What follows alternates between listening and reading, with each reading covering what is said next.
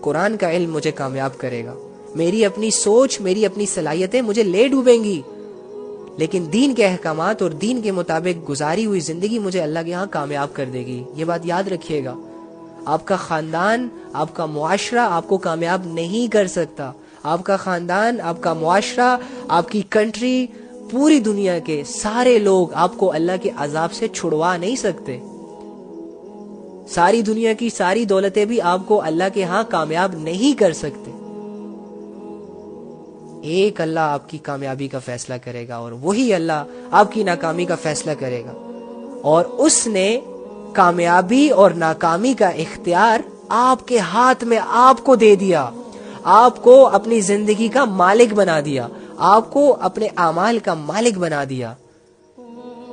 Decisions, فیصلہ کرنا آپ کے اختیار میں آپ کو دے دیا۔ فرشتوں کی طرح زبردستی اللہ رب العزت نے آپ سے عبادت نہیں کروانی،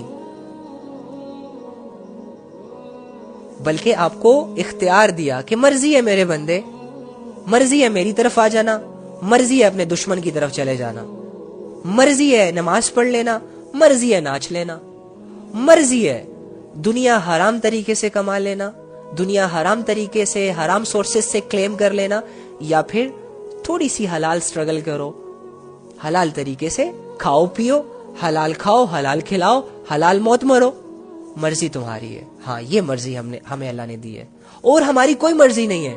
تمہارے جسم پر تمہاری کوئی مرضی نہیں ہے، یہ میں اپنی مرضی سے بناؤں گا، اپنی مرضی سے اسے ڈیزائن کروں گا، اپنی مرضی کے مطابق ٹائم دوں گا، اپنی مرضی کے مطابق کھلاؤں گا، پلاؤں گا، سلاؤں گا، اور پھر جوان بھی اپنی مرضی سے کروں گا، پھر جوانی تمہاری بڑھاپے میں بھی اپنی مرضی سے ڈائیورٹ کروں گا، بڑھاپے کے بعد یا جوانی میں یا بچپن میں موت بھی تمہیں میری مرضی سے آئے گی۔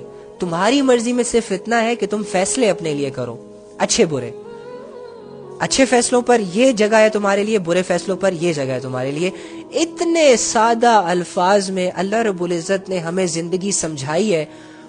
خدا کی قسم، اگر ہم نے ان الفاظوں کو اگنور کر دیا، اگر ہم نے اللہ کی ان باتوں کو اگنور کر دیا، اگر ہم نے اللہ کی ان صاف صاف واضح آیتوں کو نہ سمجھا، بہت افسوس کریں گے، بہت گڑ گڑائیں گے، روئیں گے، اتنا روئیں گے کہ جیسے میں نے آپ سے کہا کہ ہمارے آنسو خشک ہو جائیں گے، اور خشک ہونے کے بعد ہماری آنکھوں سے خون نکلے گا، ہم خون کے آنسو نکلیں گے، اور خون کا آخری قطرہ بھی ہم ان آنکھوں کے ذریعے سے بہا دیں گے، لیکن اس وقت ہمارے اختیار میں کچھ بھی نہیں ہوگا، اس وقت ہمارے ہاتھ میں کوئی فیصلہ نہیں ہوگا، وہاں پر بھی پھر مکمل فیصلہ اللہ کے ہاں ہوگا۔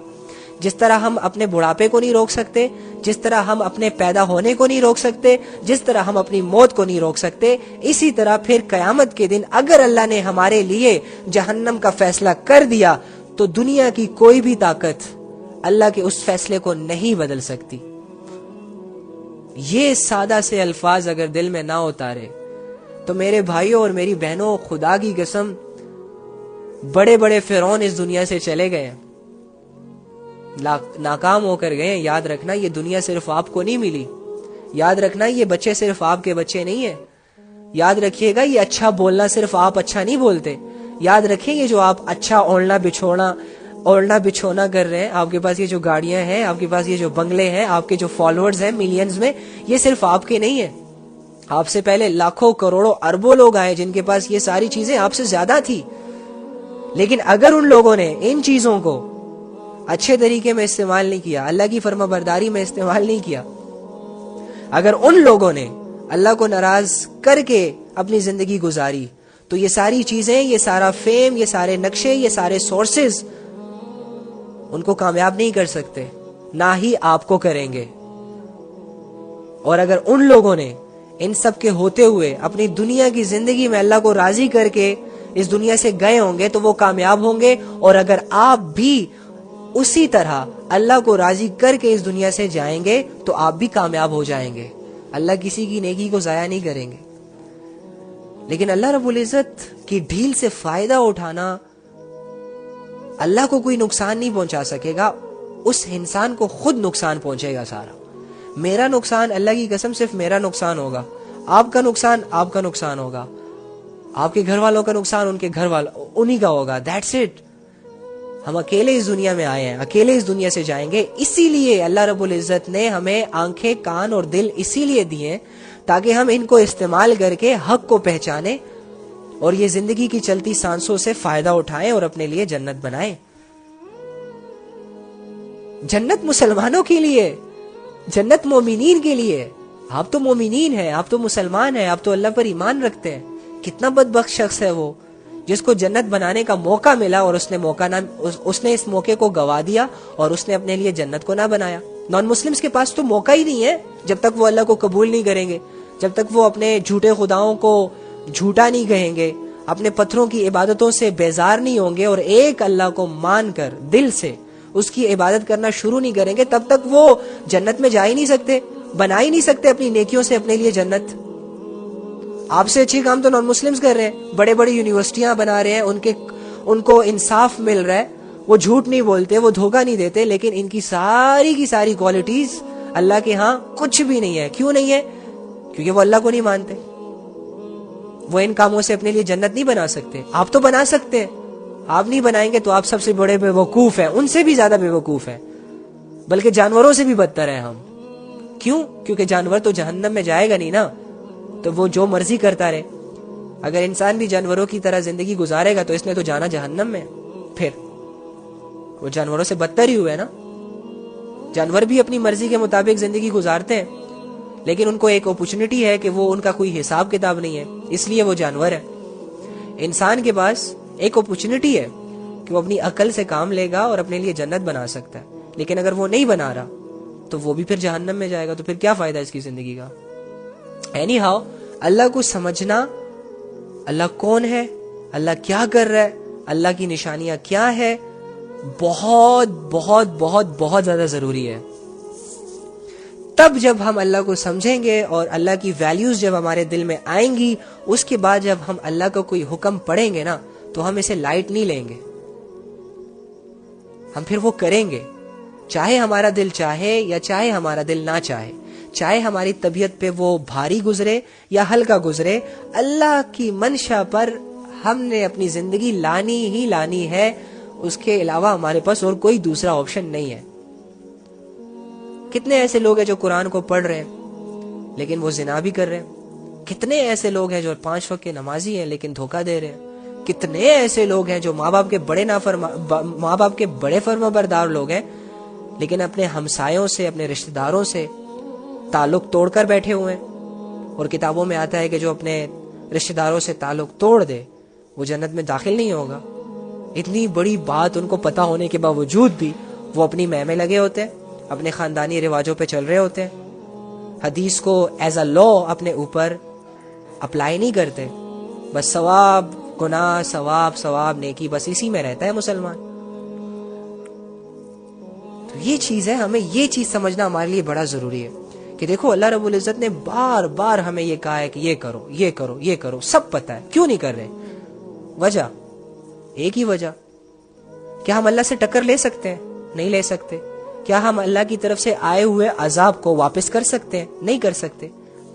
کیا اللہ جب ہمارے حق میں یہ فیصلہ کر دے کہ تم نے بیمار رہنا ہے 1 ہفتے کے لیے, تو کیا میں 1 ہفتے سے پہلے اپنے آپ کو تندرست کر سکتا ہوں؟ نہیں کر سکتا.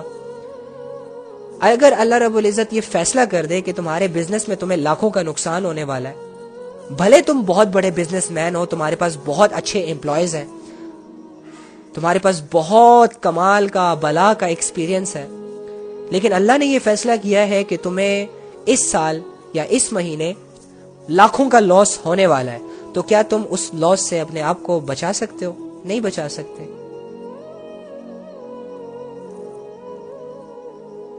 اگر اللہ تمہاری زندگی میں یہ فیصلہ کر دے, لیٹ سپوز اگر چلتے چلتے کھاتے پیتے اللہ تمہارے لیے یہ فیصلہ کر دے کہ تم نے اب بھی مرنا ہے, تو کیا 1 سیکنڈ بھی زیادہ رہ سکتے ہو اس دنیا میں؟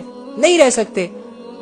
تو یہ بات یہ پروف کرتی ہے کہ تم اللہ کے بغیر کچھ نہیں ہو, تم اپنے لیے کچھ نہیں کر سکتے.